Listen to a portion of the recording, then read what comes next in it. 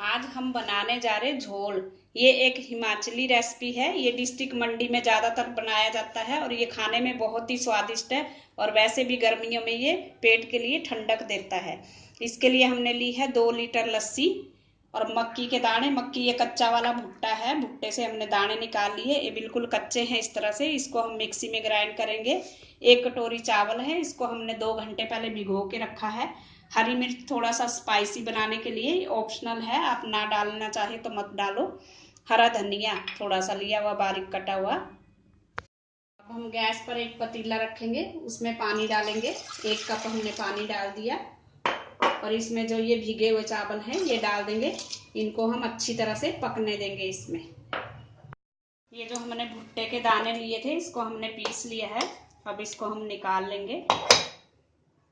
इसको सूखा ही ग्राइंड करें, पानी वगैरह नहीं डाला हमने। इसी तरह से, ये कच्चे भुट्टे के हैं इसलिए अच्छे से ग्राइंड हो गए।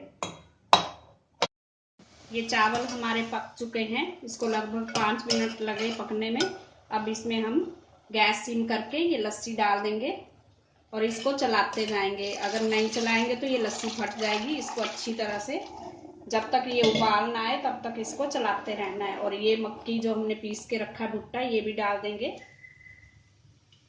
हरी मिर्च डाल देंगे कटी हुई और थोड़ा सा नमक डालेंगे अपने स्वाद के अनुसार। अब इसको हम तब तक चलाएंगे जब तक इसमें उबाल ना आए। गैस को तेज कर देंगे और कड़छी को छोड़ेंगे नहीं चलाने से।